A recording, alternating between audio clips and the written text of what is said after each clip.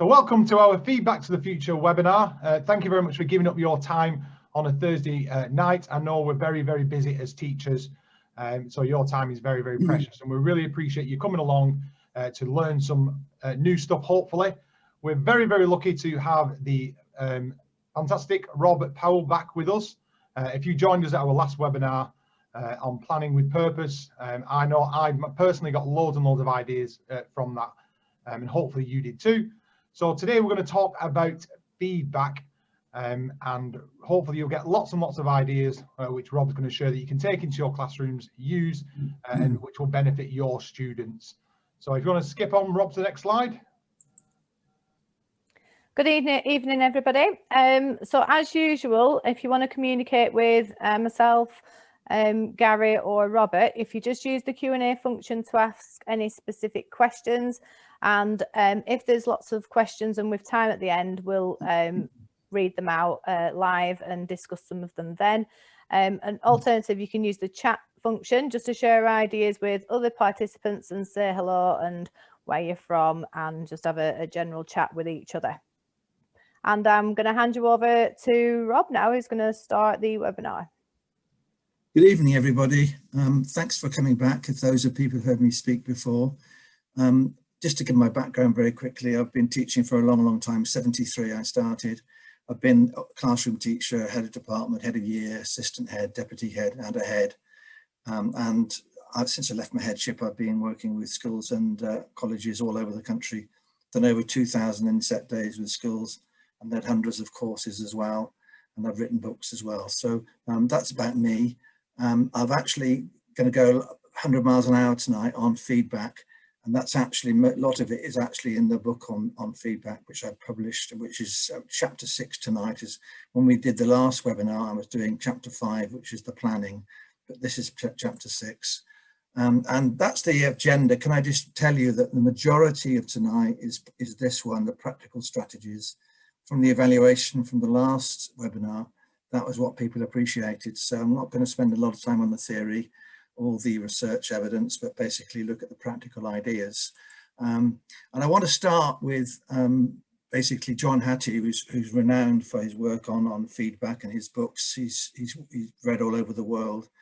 And John Hattie made a confession in one of his books. He said that actually he thought it was all about feedback to students' feedback. And he actually admitted that he suddenly realized that knowing what students know, what they understand, where they're making errors, where they're having misconceptions, and when they're not engaged, if we know that from our teaching, we get the feedback to us as teachers, then we can actually make teaching much more effective. Dylan William actually concluded well that feedback to the teacher basically can double effectively the speed of student learning. So his research confirms that as well. And Rosenshine, who's actually Barrett Rosenshine, the late Barrett Rosenshine, who's well read, and his books, his stuff on effective principles for teaching are well read. He actually asks principle 3, I think it is, that says, ask a large number of questions and check the responses of all students. I love the word all because in most classrooms, we don't get responses from all students. But how do we do it? And one of the questions which lots of teachers ask is they say, are you clear? And they all start nodding. And the reason they're nodding is then some of them nodding because they are clear. Some are nodding because they think they're clear. So that student there, when you said, bring your Plato next time, he actually thought he was clear, okay? And then you get the students who don't understand and they're nodding vigorously because the last thing they want to do is have to admit in front of their peers that they're not understanding what's going on. So interestingly, we use questioning, and now there's been a webinar recently on questioning, and all of these ideas were actually described, and I think Gary is going to post for people on tonight that webinar video, so that if you want to go back to any of these ideas here, the only one I want to focus on is the first one. Many of you will recognize this. When you ask a question in front of a class, you've got the people you can rely on. They're the ones you'll speak to the day before you're going to be inspected and say, you are here tomorrow, aren't you? Because you know they're the ones who will put their hands up and ask a question. The conscripts are the ones you pick on. So if you do cold calling, you'll pick on someone. And that child actually breathes a sigh of relief when they've answered the question because they know that's their contribution for the month over. So the interesting thing is that all the other things are designed to try and get responses from students to see if they're understanding. And if there's any of those you don't understand and you want some clarification on, please put it onto the chat or the question and answer box, and I'll try and go back to it. There's actually things called exit tickets. I noticed reading I'm doing some work today on the book I'm doing. And interestingly, in America, they call it exit tickets and bell work. And bell work is an arrival activity, which we call in the UK, but exit tickets and bell work. And exit tickets are basically where, for example, you ask people to write on a post-it note, you know, whether you've got it or you need to clarify, or and you actually, interestingly, collect those in and place them into one of those 3 boxes, those piles. So the people who are happy with it, you don't do anything much with. Then you can talk to the whole class when they come in next lesson for those who need clarification, and then they do a small group intervention with those who need it. But that's what exit tickets actually are, and that's once again finding out what the feedback to you as a teacher. There's all kinds of, and once again, Gary, I think, is going to post this. We did a technology webinar two webinars ago, I think it was, where we used all things like Padlet, Seesaw, those, and there's all kinds of technology that you can actually use for feedback. The only one that actually, for me, ticks all the boxes is LBQ, and I'm very quickly going to explain that to you. When you actually use LBQ, you are actually sending questions to a student's tablet. The student answers the question, so the names of the students are down here, and you'd actually see the names. I can't use it because of data laws. But basically your child's names will be down the left-hand side and all the questions across the top. And this is maths, so you go through the phases of the basic understanding into fluency, into reasoning, and then problem solving. And this is actually based on the White Rose Maths curriculum. And the interesting thing about it is that actually as they answer, you've got very visual clues instantly, live. So this student has answered both. Actually, for some reason, that child went offline but didn't answer anymore. But interestingly, if you see an amber 3, it means they got it 3rd time round. This child's flying until he gets to question 7, number 2, and so on. And the interesting thing is the colours tell you, I don't need anything with the child who are green because they got them right. If they get them red 3 means they've made a mistake 3 times. I think I need an intervention. Now, I've watched 60 hours of LBQ lessons. I'm actually having a laptop in the room so I can see what the teacher's seeing. And I made notes on every one of those 60 hours. So I've got notes, and this is one lesson I watched. And I just want to show you the power of getting a live feedback. This particular student here, number 10, is an ASD student, autistic spectrum disorder student, who normally sits with a student support assistant in the class with 5 or 6 other students with severe learning difficulties. He was showing such brilliance in the previous lesson. He asked this child to join the main class. And you can see down here, he flew through and only needed help when he got here. On question 22, in my notes, I made note actually 3 students were struggling on question 22 just here. As you can see, they've had 5 goes at it. And the interesting thing is the teacher got them together for support. On question 21, you see also down here 3 others having difficulties, and the student, once again, they were intervened with the teacher. Basically on question 24, you can see there's 3 others down here having difficulties. Once again, intervention with the teacher, knowing they needed help, went straight to them. And the first 3 students to get to the problem solving, although this had been taught at the very beginning of the lesson with whole class teaching, the teacher could see they were still struggling, and she actually watched her, asked them to come and join at her desk, and she actually sat down on the floor with them because the whiteboard was behind, so they wouldn't be in the way of the classroom. And interestingly, she coached them together as 3. That is the power of live feedback, you knowing exactly who needs help at the moment they need it, and that's what actually that technology does. And as far as I'm aware, it's actually got on the actual option, one of the options is to actually pause, so that it shuts all the tablets down, nobody can carry on working. And the teacher can reteach something. If you, for example, saw a whole string of reds down here, you'd say, right, that question's causing problems. So the beauty of live feedback is you're actually intervening at the moment the children need it. Now, feedback to learners. And I'm actually convinced that we need to move away from marking policies. And those of you who are managers in the room or prospective managers, think about this very carefully. Those of you who are classroom teachers, you've got to persuade your leadership team. Now, I think they need to be reviewed. We need to move away from marking policies. And why do we need to move from marking policies?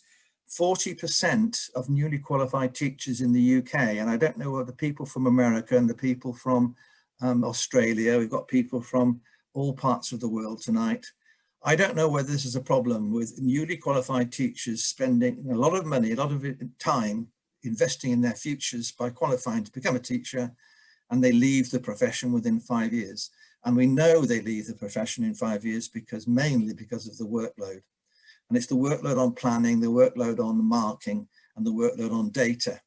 And basically, is the workload worth it? That's the question I ask. And I'll show you some evidence later to show that it's not worth it. But basically, I think we need to have a feedback policy instead. And basically, the reason, okay, is first of all, Ofsted, okay, in England, by the way, they've said this. I don't know whether the Education Scotland has said anything in Scotland, or whether the Estyn in Wales or any of the education and training in Northern Ireland have said this sort of thing. But in England, Ofsted has actually said there's very little evidence that detailed marking has any impact on learning at all. That's Ofsted. So they then, because schools were actually over many years, because of Ofsted, were doing detailed feedback with different color pens, spending hours on marking in order to impress the leadership team who were checking the marking because they know Ofsted are going to check it. Now Ofsted don't. In England, Ofsted say, come up with whatever policy you need to use in your school. We're not going to question it. All we will look at to see is if you're following your policy. So if you have a no marking policy, as some schools have adopted already, that's fine by Ofsted. But let's check to see what you are doing, okay, to meet students' needs. Interesting that in 2016 in England, they set up a work group to look at the workload issues. They set one for marking, one for planning, one for data. And the marking one actually said, too often it's the marking itself which is being monitored and commented on by leaders rather than pupil outcomes. In other words, it's for scrutiny. They're looking at to check on the teacher, not on the kids. So, and they're saying, don't do that. Interestingly, when you look at the international comparisons on marking, those people from the US may be relieved. And actually, 7th out of this is actually all the industrialized nations. England came 3rd in the amount of time being spent on marking and planning. The USA 7th. And I suspect, because I've worked with a lot of schools in Wales, there's no difference in Wales and no difference in Scotland as well, but only those colleagues from those countries can tell us. And interestingly, a survey done by the DFE, the classroom teachers said that 42% felt they spent far too much time on marking. And I actually personally believe that planning and marking, taking up weekends and evenings. On Facebook recently, I saw a comment from a teacher. She said, I'm actually at 11 o'clock at night. She said, I still haven't finished my books and marking, and I'll be going until 3 in the morning because my leadership are checking my books tomorrow. The interesting thing is that Tom Sherrington, who's written this really good book here, who's quite a bit famous blogger in England, this is called The Learning Rainforest. I recommend that to you. Tom actually says in that book that basically the kids who need help from detailed marking, the comments in the margin, are the ones who can't make sense of it. So we're not doing them any justice at all. And he also said the problem we have is that marking, if you're a secondary teacher and you're teaching 15 classes a week, as sometimes you will be, we're talking about actually the gap between when they've done the work and you give the work back is too long. So the comments you're making, we've already moved on to a different topic. Our hearts and minds have moved. What's the point? So the detailed marking doesn't seem to actually have much impact, and that's the research. Now in the book I'm working on at the moment, the ebook, which is based on principles, there's 8 principles in the book about what the evidence tells us we should be doing. And the principles are principles, not methods. So what it says here, okay, that we need to actually give ongoing feedback, written, verbal, whole class, peer, self-assessment, and that we should find ways to make sure that the students act upon our feedback and feed forward. That actually means that that's a principle. And the way you do it, if you teach early years or kindergarten, is actually very different from if you teach 14-year-olds. And if you're actually working in a university, that would be very different as well. So the important thing about it is a principle, not a method. And if you follow the principles, and then the teams of teachers, so all the scientists, all the year 3 teachers, all the post-16 science department, you actually decide what we're going to do to give feedback. So basically, whilst it'll happen, the methods are chosen by the teachers. The concept of principles means that actually we have professional autonomy, but rigor through the principle.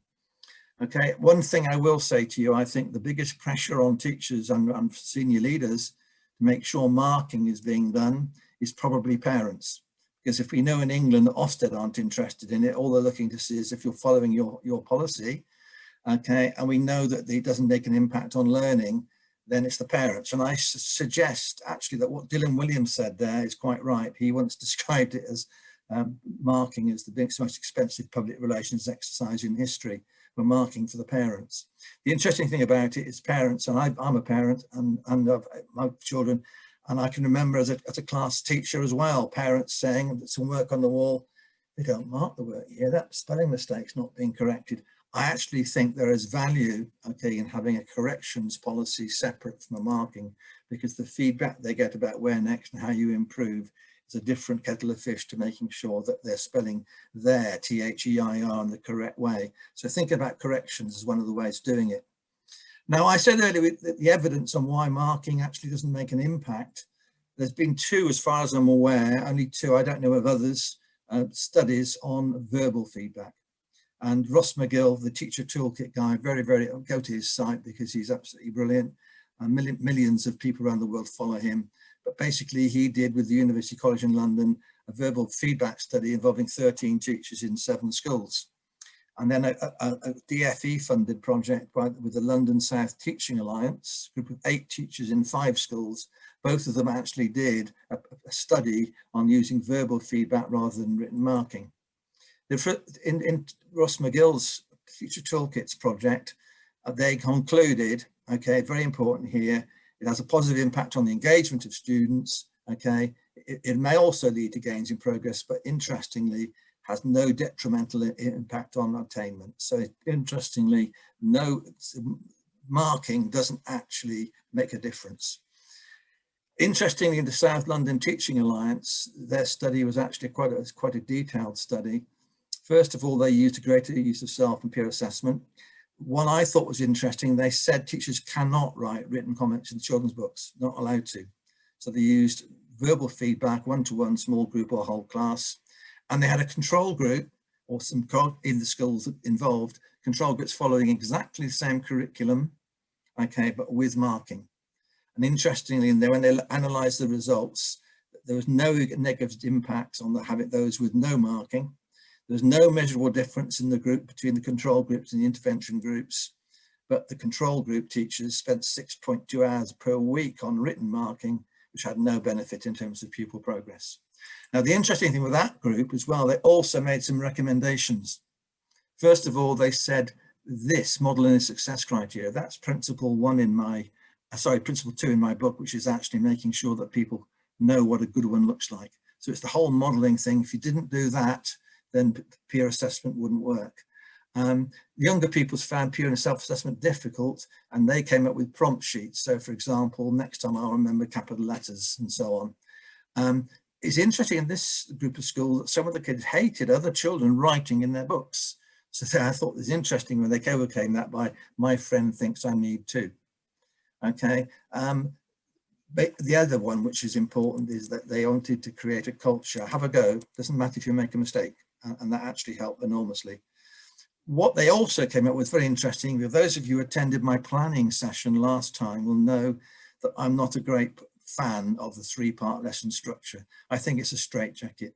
And interestingly, I said in the last session that if you have a 10-minute starter and a 10-minute plenary between the age of 11 and 16 in the secondary school, between the age of 5 and 10 in the primary school, you spend 2 years of that time on starters and plenaries. And there is no evidence anywhere in the world that starters have an impact on learning. Some schools actually continue to do it without questioning why. Now, interestingly, if you're doing retrieval practice, for example, that might have some benefit. But interestingly, every lesson, every day, why, for example, in a secondary school, does the art teacher need a starter when the students know exactly what they're doing? They want to get their portfolios out and get on. And it's a nonsense to me. We use so much of the time with starters and plenaries. And their point was, if you want to do verbal feedback, you've got to have a longer, more thoughtful lesson structure. And I think you should actually think about planning units of work in, say, 3 or 4 or 5 lesson units rather than single lessons. Move away from the 3-part lesson structure, and you'll find that you use the flexible time to talk with children in small groups as well. They also concluded that there were some occasions when written marking was needed, and particularly on extended writing. And those of you who are sixth form teachers or university teachers based on humanities and essays may be interested that actually that some extended writing, some tasks like extended writing need actually written feedback. The interesting also, EEF talking about feedback said in one of their studies, okay, that it's consistent with studies of verbal feedback, that the quicker the mistakes are noticed, the quicker the learning. So interestingly, that supports verbal feedback as well. Now, one of the things I will say to every teacher I work with or school department I work with on this is that if you want to find time for verbal feedback, you've got to allocate some of the lesson, of every lesson, or whole lessons where you've actually spent the previous lesson doing formal teaching, and the second lesson you need to be working independently or in small groups. And in the planning session last time, I introduced a jigsaw. Now, this is an example. This is a French lesson, and the students have got to do a little study, either written study or a verbal study, okay, on a balanced curriculum, a balanced diet, sorry. So some children are looking at, for example, the vegetables, some are looking at the fruit, some are looking at the carbohydrates, some are looking at fish. And interestingly, they've got tasks in a jigsaw activity where all the people doing the vegetables in the middle bit together, all the people doing the carbohydrates are working together, and there's highly structured scaffold to help them to do the work so that we know exactly what they're doing. It's not loose discovery learning. And the interesting thing about it, when they've completed that as a group, their fact sheet on it, each person has a copy of that, and they go back to their original group and teach the others. Now, during that period, the teacher can actually be drawing children out from their groups to look at drafts, to give verbal feedback. So at some point, I think we've got to develop activity which allows students to work independently or with pairs or in small groups in order for the teacher to find time for dialogue. And that's just one example from the planning section I did last time on the webinar. Another thing which a lot of teachers use, which I think are very useful, are actually codes. I work with a special needs department in a school in Liverpool, and we came up with a whole series. So C1, C2, they're codes. So if you're looking over the shoulder of a child and you can actually see they need to use a semicolon there to develop their language, literacy, C3, can you actually ask the child to write C3 in the margin? The interesting thing about this is that actually you can actually see down here, there's some stars. Some teachers use a grid like that with 20 of them at, and when children actually master something, not just do it once, when they master it, they get the star in the box. You can use that. I used it, for example, with an English department, and we actually sat together and discussed what are the most common things you write in margins when you're doing written marking. And they started laughing after about 20 minutes because they're all coming up with the same comments. They're all writing things like, where's your evidence for that opinion? And the interesting thing about it is you can actually do that the same for older students or for university students. We have common things, which means you can give verbal feedback, okay, with A5, and that can go, if you're marking it properly, you can put A5 at the bottom and they know what they've got to do. I also work with another school working on behavior, and I said, you've got to actually allow students to know what good behavior looks like. So we came up with a grid there. I arrive on time, I have the correct equipment, and students who don't match these, it's very quick to record on any kind of IT, SIM system, okay, B11, because this child's constantly interfering with others. So the interesting thing, you can use codes of all kinds. Now, codes are already used extensively by schools for corrections. So I'm continuing to say, carry on doing that, but interestingly, also adopt some of the strategies I've seen around the country, okay. For example, peer self-assessment. They use the codes, and the first draft of a student's writing, for example, is looked at by their peer partner. Okay, and there are some schools that actually have a correction table, and we've got some quite confident students who take it in turns. So they wear a lanyard around their necks. They're the peer monitors. And when you've done a draft of your writing, your peers looked at it, you think you're happy with it, you can actually go and show it to one of the peer monitors who may be able to help you correct something that you're not getting right. And the beauty of that is the correction is actually made by the student or the peer, and parents can see the correction. So you're actually helping the parents there. Other schools, I'm sure some of you might have used this, use highlighters. This was actually Lawrence Thomas from a school in Birkenhead. He was the assistant head in this school. And he said, I just go around looking over a child's shoulder and I use one of my highlighters. I love that one. Okay, nice way to start. Okay, it's green. So green, good to go. Yellow, have another look to see what wants it. So you've actually got some problems here. So once again, using highlighters. Okay, and the important thing about this is that basically you can actually get students going away, correcting them, improving them based on those very quick codes, the color codes. I don't want to leave out those of you who work in practical courses. I work with a school in London. That was an engineering specialism. It's actually one of these technology colleges. And this was an engineering college. And I noticed they were doing practical workshop and the teacher was walking around talking to students. And we actually came up together with the idea of a spreadsheet, okay, because they had computers in the room and the students were responsible for maintaining their spreadsheet. The teacher at one point said to the student, you've completed your activity sheet, but you haven't talked about your surface finish, which is actually a technical term, obviously, in that engineering course. Okay, so the student was actually, that was something in red on the actual spreadsheet because it's not been done yet.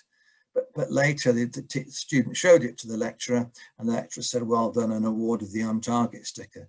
The interesting thing about that is that log maintained not by the teacher, but by the student. And once again, that's something you can actually do with practical courses. This is a D&T department, same thing. Interestingly, they were doing it, this is the ICT department, okay, doing graphics. And the interesting thing is that the students were required to maintain their log. The first line is, this is what I'm going to do today. I'm going to insert graphics and add a commentary.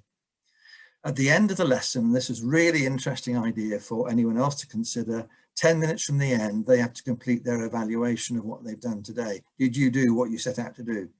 So we've done that. Now during the lesson, the teacher actually leant over and said to one of the students in an ICT room, you need more than one type of graphic. Look at the criteria, it says you need more than one type of graphic. So before they left, not only do they have to do their evaluation, but they have to record what they're going to do in the next lesson. I'm going to finish my commentary and I'm going to add a different type of graphic because that's something which the teachers told me to record. The interesting thing about it is that if you look down here, in the next lesson it's been done, because it says it's a spreadsheet in Excel, they can turn that cell to green because it's been completed. So any cell still in red is as a target the teacher's given verbally, which hasn't been completed. And the nice thing about that, it works in all kinds of practical courses where if you've got computers. This was music, working with a music department in a school in, I think it was in Nottingham school.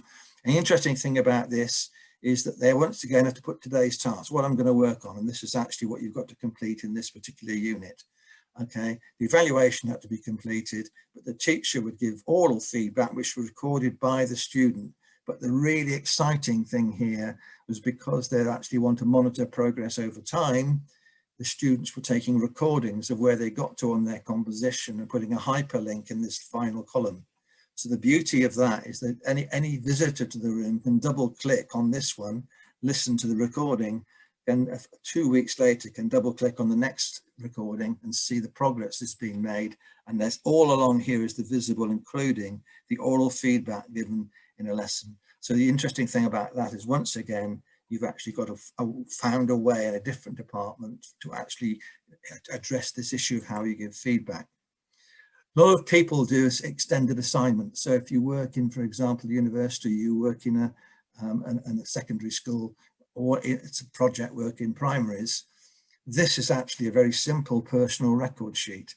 The top box is where the students record, having agreed with the teacher what it's I'm going to do, what I'm going to make, what I'm going to design. They record that in there, okay, and that will include any personal targets that the student and teacher have agreed. During the work, lots of oral work, and the interesting thing about marking, schools that say mark every 2 weeks, that kind of, what a nonsense for somebody in a music department where actually the students are working on a sort of 12-week composition. But in this, they actually record the dialogue that's been taking place, things I've got to do, change in order to improve what I'm doing here. The last third box is actually having had the work assessed and actually having a verbal feedback review of the work with the teacher. This could be art. They record what it is they did well, what they were pleased with, but the things they felt they could have done differently. And as a result of that evaluation, they record 1 or 2 targets that they want to actually set themselves for the next assignment, because there will be another one. So once again, different way of using verbal feedback in a log. This one is interesting because I was working with a college in Birmingham, and the business studies department had been failed by Ofsted. It had got a dreadful report. And when I looked at what they were doing, they were handing handouts out, big handouts full of text like this. It looked a bit like this one here.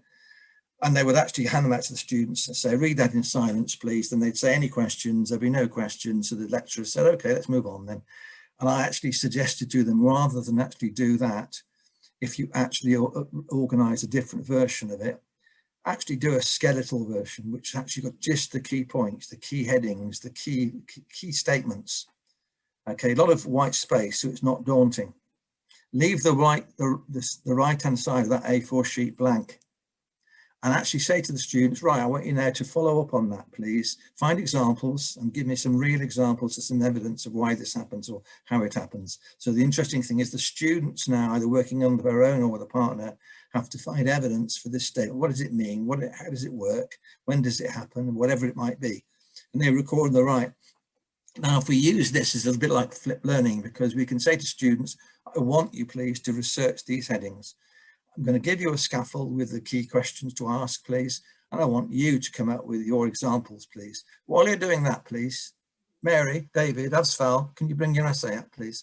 You sit with the student and look at their drafts. So we're talking about creating independent work within a school or a class where students are working independently, and the teacher's got time now to have dialogue with students.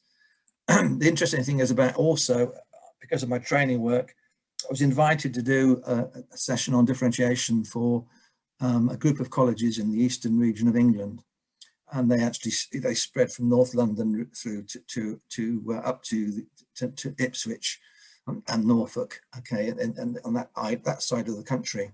And one of the colleges involved on that day was Hills Road Sixth Form College, who are one of the highest performing colleges in the country in England. And I think the year I was working with them, I'd done 2 training days with them. 140 of their students went to Oxbridge colleges. And during the day, I was only working, I'd had 2 one-hour sessions repeated.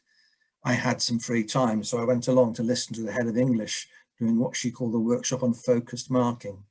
And she said, what we are doing is actually going to mark only a portion of the essay.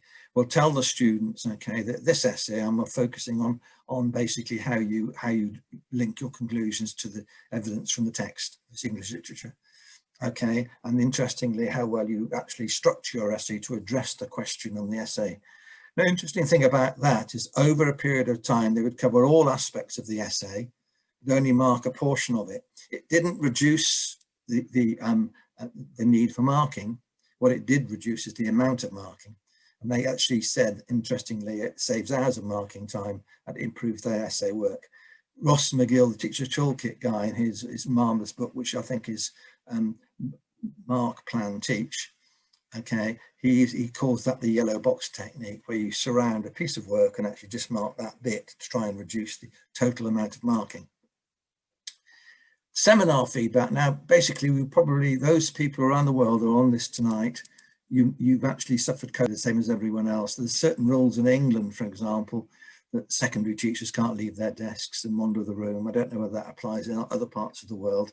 But the interesting thing about it is that if you actually want to try this, okay, I think because of it, students are more used to working independently, doing research, using computers to find things out, and provided they're given us support through a scaffold, a highly structured scaffold, so it isn't actually just a loose Google exercise, it's highly structured, I think one of the things you can do is, if, for example, I used to teach A-level sociology, and if we actually had 5 lessons a week on the timetable, one of those is going to be private study. Now, during that private study, I'm going to say to 4 students, come for the first half hour, please, bring your draft essays with you, and another 4 for the second.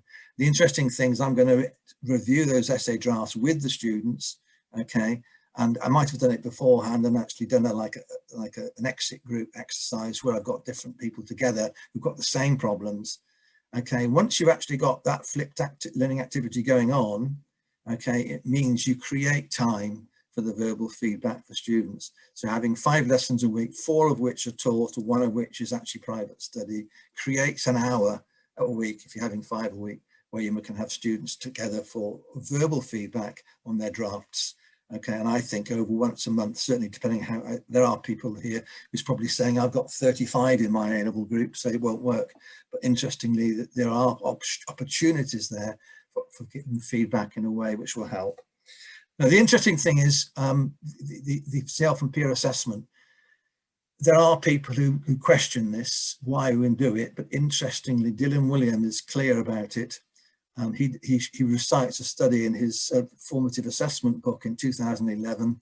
He actually said that the studies he looked at, they managed to do in 20 weeks, would otherwise have taken 38 weeks to learn. So in other words, has quite substantial evidence.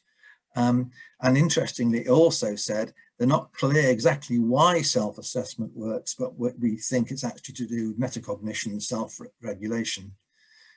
When I do training work with schools, I said one of the things you've got to try and do is get the students inside the examiner's head. And for me, the examiner in most cases is the teacher, because what you're trying to do is actually get them to see what's in your head that you're looking for, what they will do to get a good piece of work out of them. Okay, and to do that, if you're going to use self and peer assessment, let's go back to that study I mentioned earlier. The first thing they had to do is make sure students knew what the success criteria meant and what it looked like.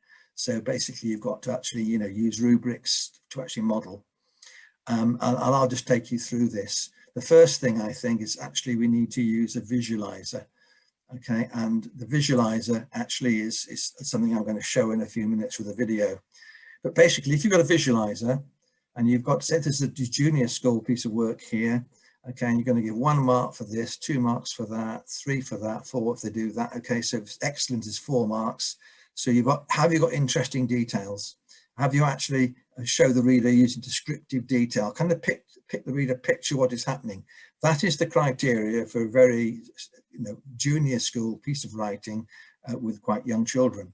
And the basic thing is if you do that and then you bring a piece of work up onto the screen and the students know what the rubrics mean, we start to go through and say, let's take that word big, let's make it monstrous. We start to change the words. We start to actually bring a bit of detail in. We start to give a picture to the reader, and that's actually modeling the rubric for the students. So once you've done that, you're actually in a situation where they're beginning to know what to look for.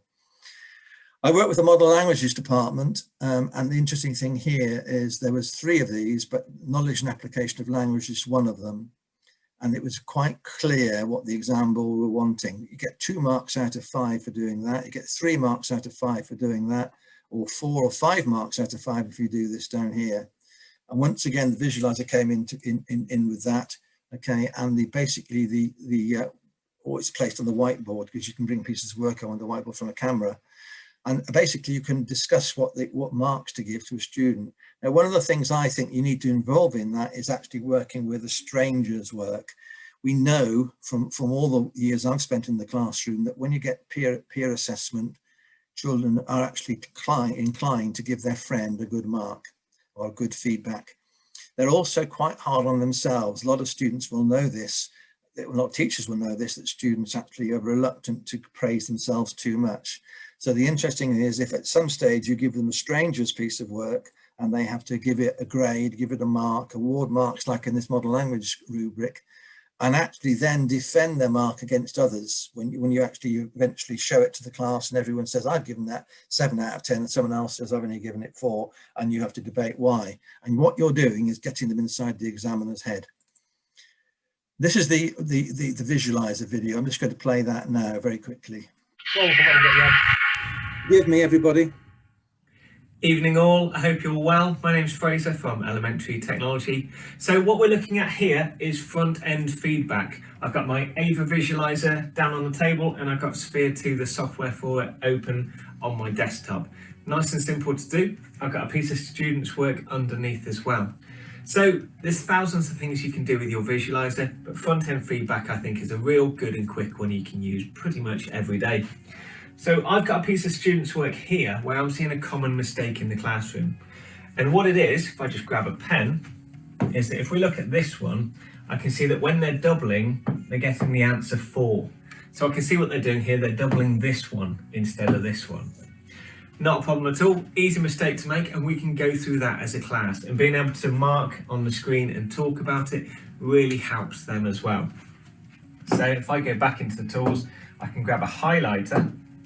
We'll go for a nice yellow one and we can have a look at this one here. So with this one here, what we can see is the answers are right. So when we're actually asked to put in both answers, so we're asked to do the 4 and the 8, they're getting it right. So it isn't that they can't do it, they're just getting a little bit muddled by the question. So by having a bit of front-end feedback before we go on to do a whole hour of doubling in the next lesson, they now know what they're doing. They've had a visual aid to show them where they're going wrong, what's going right, and we can crack on. It's taken us literally 2 minutes, but a really, really useful tool in the classroom. Okay, thanks very much. Take care.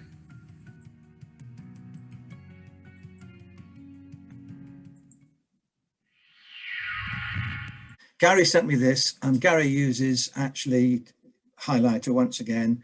That's nearly correct, and this is incorrect. And once that's on the visualizer, the students, the criteria is just here, 3 to 4 marks if you do that. You're going to get 1 or 2 marks if you do that. But basically, they will actually discuss that, and the students in groups will try and come up with why the yellow's there, why is there, what's wrong with the pink. And then this next stage for Gary, okay, this is what I call front-end feedback. They've got to do one of their own. It's a 6-mark question, and I'm told by people who actually teach humanities, they teach science, where you have in England, for example, the GCSE, it's the 6 or 8 mark questions which actually are done the worst, and yet because they get the most marks, they're one of the most important things they need to do. And what Gary's done here is they've got to describe here, this is the task, okay, the volume of the piece of rock, but basically he gives them as well, before they start, the report from the examiner on this particular question in the past. And the examiner's report has identified what it was that students were doing well or badly. And the interesting thing, they've got that, okay, we've got to do this here. And as they work on it, Gary will circulate, selecting examples of students in their either individual or in pairs working on this, and actually brings it up to illustrate. And what he's doing is this example we've just seen from elementary is front-end feedback, getting them a picture of what it is that's required for this particular piece of work. So it's once again using a rubric to get students inside the examiner's head. Okay, now the important thing about this is basically we know it works because of what Dylan Williams says is self-regulation. Basically, Sir Kevin Collins, who used to be this chief executive of the EEF, he's the man in England now who's been asked to actually lead the government's response to the COVID loss of work in schools and to do the catch-up, what they call the catch-up. And Sir Kevin comes leading that, but he was the former chief executive of the EEF. And he described metacognition, okay, as basically being able to actually think about on your own learning, understand what you're doing right, what you need to do to get better. So it's this whole issue of getting students inside the head of examiners, understanding and being able to recognize where they've got gaps, being able to recognize what I've got to do to improve. So metacognition is very important to this whole process, okay? And basically, the EEF said that if you model your own thinking to help people's development, and what he's saying there, which I can't emphasize enough, is if you're modeling something, actually talk to them, show your thinking, your own thinking when you're doing a maths problem. So if you're actually saying to yourself, this is how I'm going to do it, we know this, we know that, what do we need? Oh, well, we need to know this, don't we? So you can actually get the students see how you're thinking through a problem, okay? And that's exactly what Gary was doing with his feedback issue I showed you a few seconds ago. Okay, and basically you also said model your own, the EF said model your own thinking. Now, I used to run courses for an organisation called Osiris Education. They do national conferences in England, and I've probably run 100 courses for them over the years. And I was doing one on marking and feedback in London, and we had in the audience a teacher from Doncaster who taught A-level psychology. I'm afraid I didn't get a name. I really wish I had, because I would be able to acknowledge it on this screen.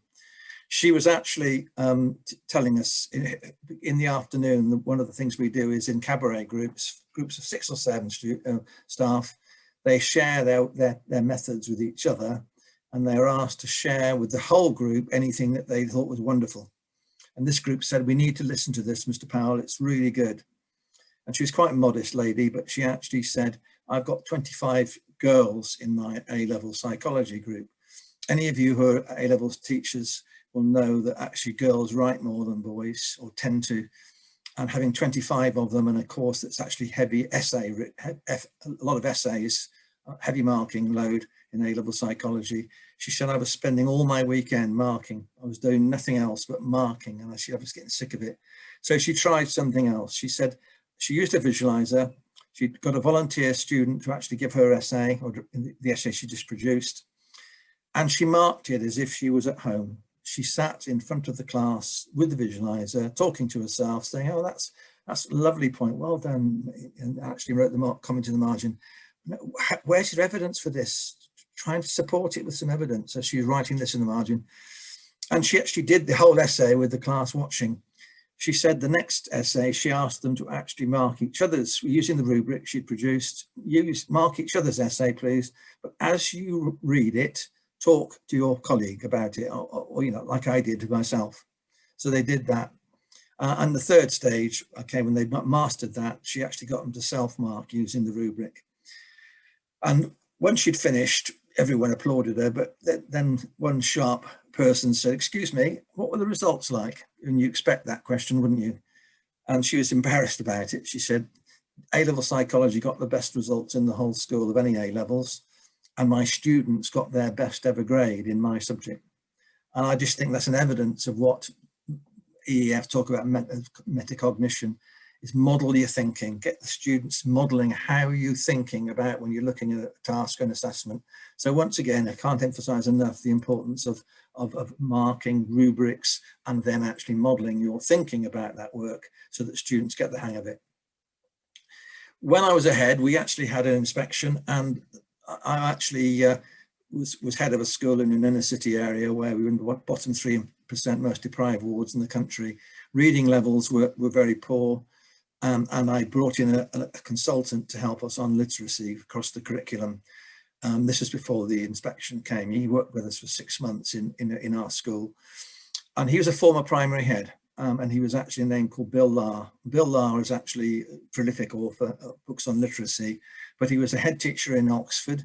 He then moved to become Chief Inspector of Schools in Westminster. So he became an inspector. And then he moved back to Oxfordshire, became Chief Inspector of Schools for Oxfordshire.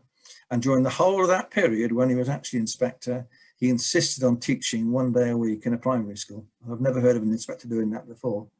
And he came into my school and he suggested something to our staff, which they loved, was when you mark a piece of work, particularly in the English department, this was, put a cross where there's a mistake, but don't underline the mistake, just put a cross. There's a cross in that line or in that paragraph. Put a question mark when there's something wrong. For example, there's no full stop, or you actually doesn't make sense because you haven't used a connective. And the interesting thing about it, just put a question mark. And when you like something, put a great big tick in the margin next to either paragraph or line where there's something like a fantastic adjective or whatever. And when you give it back to the students, ask them with a partner to find out why they think the cross is there, why is the question mark there, and why is the tick there. And one thing we made sure to do was to tell parents, because otherwise you get parents phoning saying, why aren't you marking work anymore? The interesting thing about it is it was once again another way of getting students into the head of the examiner, because they're beginning to see the kinds of things the teacher's looking for, the ticks. Those are the things the teacher likes, so that you're getting the hang of what it is the teacher's after. Whole class feedback. Okay, we're getting towards the end now, but whole class feedback. I went on to Times Educational Supplement, TES resources, and I just found a free download of a whole class feedback sheet. So what teachers do with whole class feedback is they'll take a set of books in, or exercise books or folders or whatever it might be, and they'll actually basically look through and just select certain things to put in the work to praise and share. Examples of things I need to give names of students I need to give further support to, presentation issues, basic skills errors, misconceptions, and something I need to draw next lesson. And that actually, it means that whilst it doesn't actually take away marking, it actually reduces it, because as you'll see from the next screen, you can actually cover quite a lot of ground. This is actually the book Ferry School again in Birkenhead. Lawrence Thomas sent me this one. He produces stacks of exercise books. All the exercise books, okay, that had the similar problem, okay, with Lucian and Leo and Kieran in it. This one here had fronted adverbials, okay. Once again, for those of you from around the world, please, the English Minister of Schools has decided that we need to teach fronted adverbials. I'm actually been teaching 48 years and I've never used a fronted adverbial. I might have done, but I don't know what it is, and I don't think my English has suffered. The interesting thing about the English is they stuff things into the curriculum so it can be tested. Interesting thing here is also we've got all these different things: presentation, praise and spelling and so on. Okay, and that's an example of a whole class feedback. You'll go that through with the whole class and it'll save time. Those who are secondary, this actually, I recommend Greg Thornton's website. He's head of history at Meals Cops High School in Southport. There's his link down there. This will actually be, you'll get the copy of the PowerPoint so you can find it. His resources section is actually brilliant, but interestingly, this is his example he calls the history marking crib sheet. And in here, he actually says on the website itself where I took this from, he gave you permission. He actually says it takes me an hour to produce, that, whereas it used to take me 3 hours to mark a set of books. And it's just saving time, but that's a whole class feedback one. Now, feedback to the student. I want you, please, all those on the now, if you can, please, with the chat. No mathematicians, please. Don't anyone in math who teaches math to do this, but I want everyone else to have a go, please. Just put 3 answers in your head. Don't use your calculators. 3 plus 2 times 6. 3 plus 9 divided by 3. 5 times 5, add 4. Could you please answer 3 questions? Just put 3 numbers into your chats, please. And I think Gary will tell me what was coming up.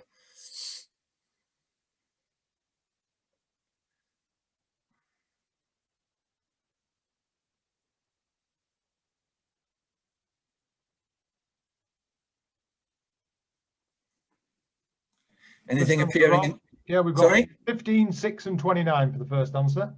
Okay. Mathematician. Another one, 15, 6, 29. Yeah. And we've got two mathematicians here, Rob. Yeah. I'm looking for the non-mathematicians. I'll move on because I just want to make the point here. 3 plus 2 times 6. Some children will 3 add 2 is 5 times 6 is 30. When the answer is 15. And that's actually divide 9 by 3 and add 3, which is the answer 6, and 29, which is what those people who got it right. Now, if a student makes a mistake on question 1 and doesn't get any feedback on it, the chances of you being at their shoulder at that moment is quite low. They'll get the next one wrong as well. The interesting thing is with the LBQ feedback I showed you earlier, not only the teachers can see what's happening feedback wise, students get feedback on there. So if they actually put 30 here, and this one here is a real example from the LBQ database. Okay, they got it wrong and they get reminder about BIDMAS, which is basic for the non-mathematicians, is the rule that you multiply and divide before you add and subtract. And the interesting thing about it is if you made the first one wrong, you'll get 5 more wrong immediately afterwards. Getting feedback on the first one live as you make the mistake enables you to actually get the next ones right. Now the students, I've watched 60 hours of this and I've interviewed the students and they say things like, I don't mind getting feedback when I'm wrong because no one else knows. it's quite powerful that the feedback is personal to that student. The teacher knows, the TA knows, the student knows, but the others don't, and they love that. Another teacher, another child said to me, I love getting feedback. It's a little bit like having a teacher sat on your shoulder. So you're creating live feedback in the lesson, and that actually, because they can retry, okay, it means you'll see on the screen an amber 2 because they got it right second time. And the important thing about that, it builds resilience. So getting feedback. Last bit now, very important.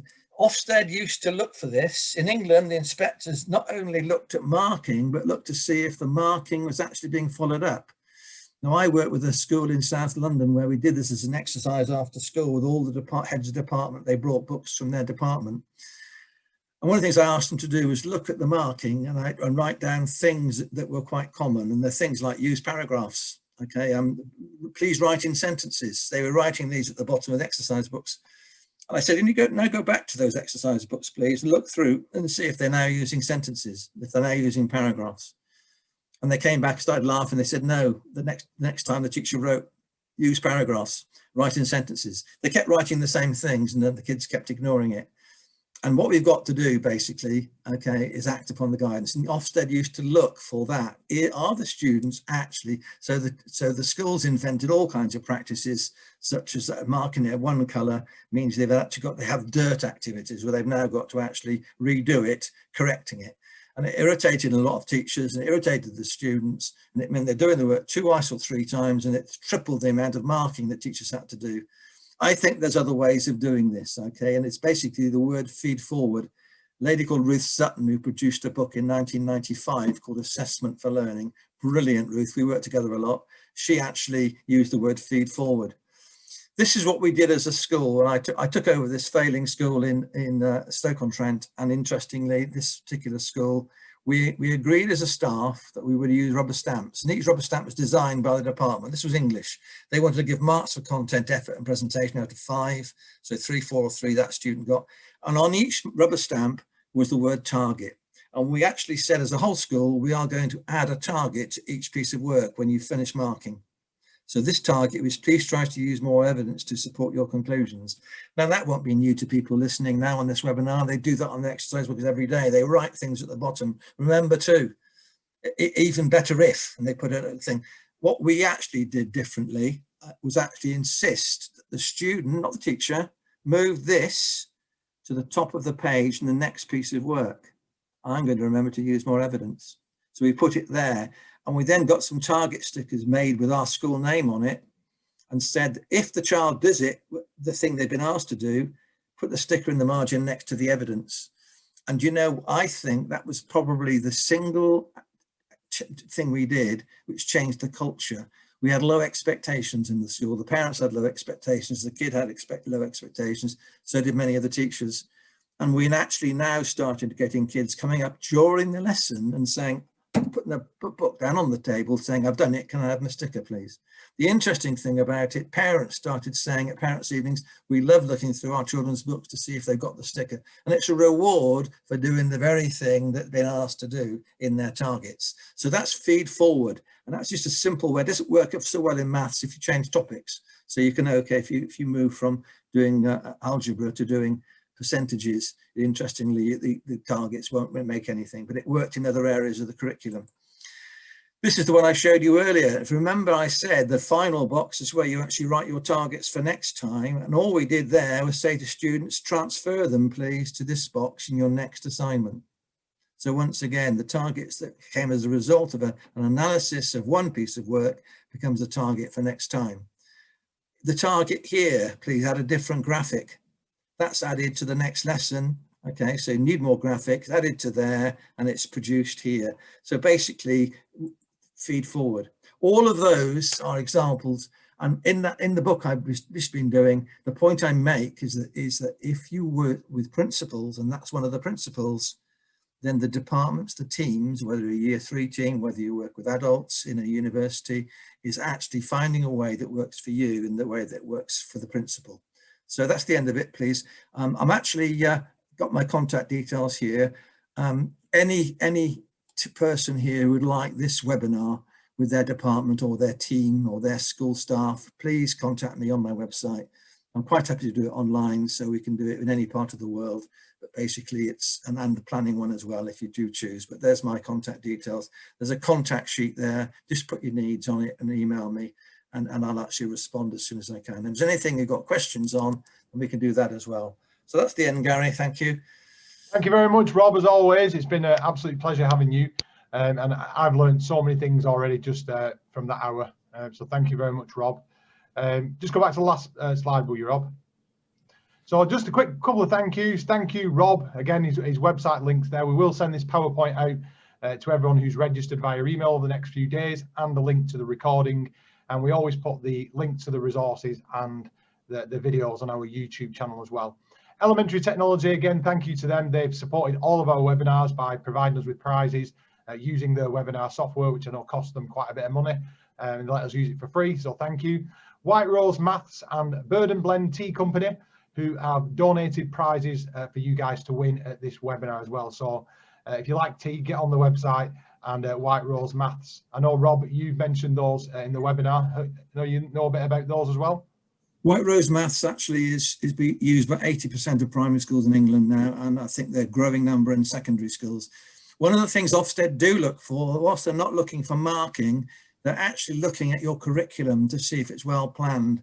And the beauty of White Rose is they have actually planned the curriculum, because maths teachers will know, or primary teachers who have to deliver maths will know that actually you have to teach certain things in advance of certain other things. In other words, it becomes a very well structured curriculum. They've done that for you. And the LBQ software, technology I showed you, follows the White Rose Maths curriculum. And it includes White Rose Maths, not only the curriculum, but basically there's textbooks that go with it if you don't want to use the tablets. And they also actually produce masses of tests and assessments and practice things, as do LBQ. But White Rose Maths, I do highly recommend it. Very well thought of, very well structured. And it actually links directly with the software I've been showing you tonight. Thank you. Next slide, Rob. Thank you. So massive congratulations to our winners from our last webinar. So we gave out 2 prizes of £25 of Amazon credit, and Becca Ramsden and Tarina Lake. Huge congratulations to you two for spending that on some fantastic teaching resources. And the highly sought after TNT mug that went to Laura Denise, and then a fantastic prize of a 12 months subscription to Twinkle went to Nicola Stewart and Natalie Pissard. So a huge congratulations and good luck for the competitions tonight. Okay, so our competitions tonight, we'll always like to give away some prizes at our webinars, and we've got some 3 fantastic prizes to give away this evening. So for the first time ever, Elementary Technology have giving away a mystery prize worth £50. So I don't even know what that is yet. It's that much of a mystery. We've got one 12-month subscription to either the primary or the secondary resources, depending on if you're a primary or secondary teacher. And when you fill in the feedback form, there's a question on there. If you obviously don't teach maths and you don't want to be entered for that prize, then that's fine. Or you might have a colleague who is a maths teacher who might love that and you win it for them. That's totally fine. You just need to tick whether you want to be entered into that one or not. And then finally, an amazing tea company, Bird and Blend Tea Company, spreading happiness and reimagining tea. They've got some amazing blends of tea, and they're giving away 2 of the fantastic The Faves tea gift box, which you can see on the screen. So if you do want to enter those competitions, then I will copy and paste the link in the chat in a minute, but also it should load up once the webinar's over anyway. Just fill in that feedback form. You've got until Friday the 14th of May when we'll close it, and then we'll announce the winners the week after, and we'll contact you via email, and we'll also send promote those on our social media sites who's won as well. So good luck with those competitions, and I'll be very jealous and interested what the mystery prize is. Thank you, Rob. Next slide.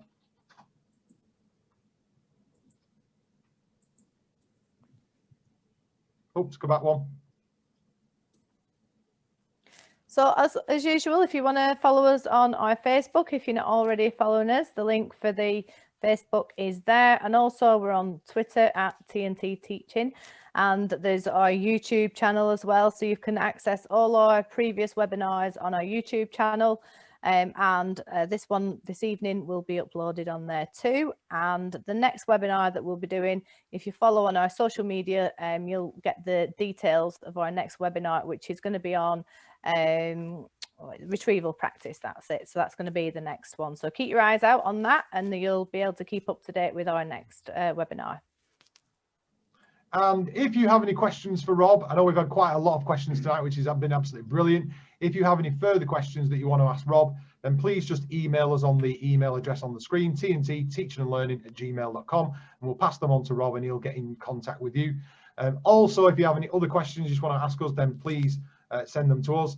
And if you would like a certificate for this webinar, we've already had someone asking that question, then please again just email us and we'll get those out to you as soon as possible. Myself and Avril are full-time working teachers in secondary school, so we will try our best. We've got a long weekend, a bank holiday this weekend, so have a bit more time than usual, but we'll try and get those out to you as fast as possible, and the resources and the link. And I think that's it for tonight. So thank you very much for joining us, and we hope to see you all at the next webinar next month. And just want to say, massive thank you for giving up your evenings. Please fill in the feedback form, and hopefully we will see you again soon. If you know any teachers that have not joined our webinars before, or want to check out some more stuff, please share that. That was our mission, to try and give back to teachers and help other teachers. So please share our social media webinars and stuff with other teachers, because we want to help as many people as we can. And that's it. Thank you very much, Rob, for joining us. Thank you, Avril. Thank you. Bye, everybody. We'll see you again. See you again soon, everyone. Bye. Bye-bye. Bye.